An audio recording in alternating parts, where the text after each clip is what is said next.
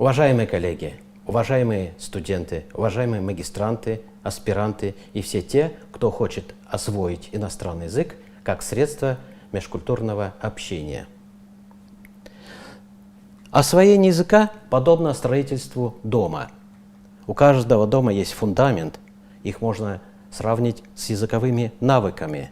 Есть стены, подобно речевым умениям. Есть ландшафт, это те знания о культуре страны изучаемого языка, которые необходимо знать.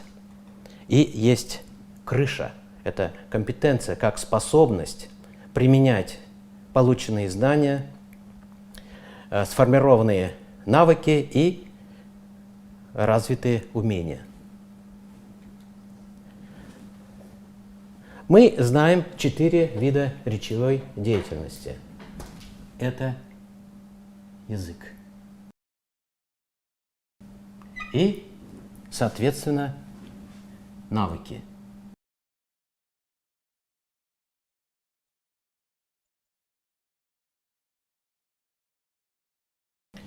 Мы, естественно, говорим здесь о фонетических навыках, о лексических навыках и навыках грамматических. Фонетические навыки, в свою очередь, подразделяются на слухопроизносительные и ритмико-интонационные. Лексические навыки – это навыки правильного употребления лексических единиц в речи. И грамматические навыки – это те навыки, которые необходимы нам для того, чтобы мы правильно строили предложения, образовывали слово-формы и так далее. Давайте вот на примере грамматического навыка посмотрим, как у нас происходит формирование того или иного навыка. В соответствии с традиционной методикой идет сначала восприятие материала, затем идет имитация материала, это в данном случае грамматического материала, подстановка, трансформация, репродукция, и потом уже у нас наступает этап комбинирования, когда мы тот или иной навык можем применить в нашей речи. Навыки – это лишь фундамент. И знание определенных правил и умение правильно употреблять слова в соответствии с речевой задачей – это еще не владение, это еще не коммуникация, это еще не речевое общение.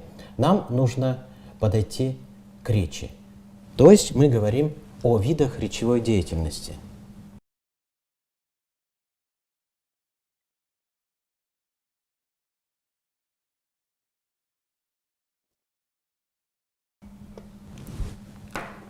Мы говорим о 4 видах речевой деятельности, о 4 видах умений.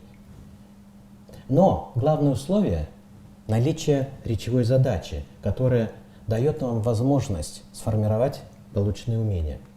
Здесь необходима речевая задача, то есть то намерение говорящего, которое помогает нам решить какие-то определенные, достичь какие-то определенные цели. Мы можем говорить о таких задачах, как что-то сообщить, уведомить и так далее, объяснить, одобрить, осудить и убедить. И много в жизни бывает тех ситуаций, когда мы используем язык именно для решения какой-то прагматической задачи. Наличие речевой задачи подчеркивает специфику иностранного языка как учебного предмета, то есть практическая направленность. Мы говорим о достижении практической цели, то есть формировании языковых навыков и на их основе развитие речевых умений предполагает умение говорить, аудировать, читать, писать, то есть общаться с помощью иностранного языка с коллегами. При этом у нас забывается самое главное. Мы забываем о личности человека. Кроме учебной цели у нас должна быть и воспитательная цель. Поэтому, по мнению Ефима Израилевича Пасова, которую мы придерживаемся, корневой смысл образования – формирование духовного образа человека средствами культуры. Поэтому мы говорим не просто о освоении какого-то языка, а мы говорим об иноязычном образовании. Иноязычное образование предполагает 4 стороны или 4 аспекта. Это познавательный аспект, развивающий аспект, воспитательный аспект и учебный аспект. Как видим, учебный аспект, то есть формирование навыков и развитие умений, стоит на последнем месте. На первом месте познавательный аспект. Что мы можем познавать с помощью иностранного языка? Мы познаем факты культуры, во-первых, стороны изучаемого языка, которые представлены предметно или в качестве работ художников, то есть мы говорим об изобразительном искусстве, о литературе и так далее. И, во-вторых, это сам язык. Но мы здесь говорим о языке как о системе. Системе фонетических единиц, грамматических единиц и так далее. Развивающий аспект предполагает развитие интереса и мотивации. Кроме этого, мы говорим о развитии универсальных учебных действий и специальных учебных умений, которые дают нам возможность осваивать язык самостоятельно. И самым главным, наверное, является воспитательный аспект. Это воспитание нравственности, патриотизма, уважения к культуре страны изучаемого языка. И, естественно, это все может быть достигнуто только посредством правильного выбора содержания нашего образования. И лишь в конце, на последнем месте, мы ставим учение, то есть развитие речевых умений, аудировать, говорить, читать и писать. Таким образом, эти 4 аспекта являются наиболее важными, и они всесторонне могут заключать сам процесс иноязычного образования.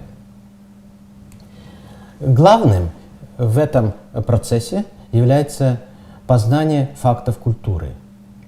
Мы говорим, что мы познаем культуру через язык, и язык мы познаем через культуру. Развивающий аспект, уже было сказано, это развитие мотивации к дальнейшему владению, развитие учебных умений и развитие языковых способностей. Для того, чтобы достичь вот таких результатов, мы говорим о результатах личностных, метапредметных и предметных. Существует очень много технологий, способов, методов. И мы стараемся использовать все эти методы на занятиях по иностранному языку. В частности, коммуникативный подход, мозговой штурм, дискуссия и другие методы коммуникативно ориентированного направления. Это электронные интерактивные методы обучения иностранным языкам, которые приобрели сейчас новую жизнь в связи с пандемией и переходом на обучение или освоение языка в особых рамках. Это веб-сервисы, подкастинг, блоги, интернет-проекты и так далее. Это методы визуализации учебного материала. Мы в этом году имели возможность набрать группу по образовательной программе «Современные технологии обучения иностранным языкам». Это магистерская программа, которая будет разрабатывать эти методы и успешно применять их на практике. Мы приглашаем вас, студенты, уважаемые студенты, после окончания поступать в нашу магистратуру. Спасибо за внимание. Осваивайте иностранные языки.